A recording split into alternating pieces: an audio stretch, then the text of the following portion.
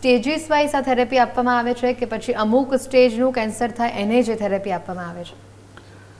એક જમાનામાં કેન્સરની ટ્રીટમેન્ટમાં ખાલી સર્જરી હતું, રેડિયેશન હતું અને કેમોથેરેપી હતી.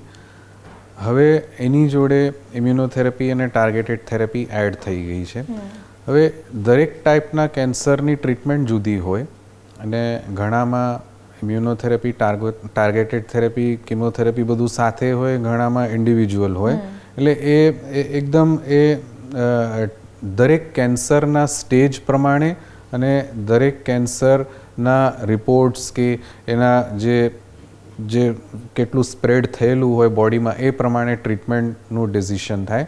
તો ઇન જનરલ ઇમ્યુનોથેરેપી અને ટાર્ગેટેડ થેરેપી એડવાન્સ કેન્સરમાં બી યુઝ થાય છે અને અર્લી કેન્સરમાં બી યુઝ થાય છે.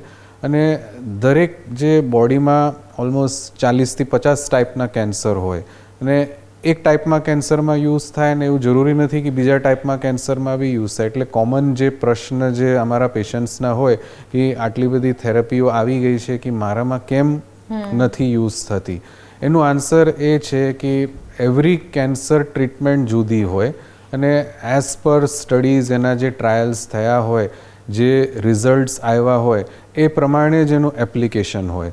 એટલે તમારા ઓન્કોલોજિસ્ટ જ નક્કી કરી શકે કે તમારા કેસમાં કયો ટ્રીટમેન્ટ આવે, કઈ કોમ્બિનેશન આવે.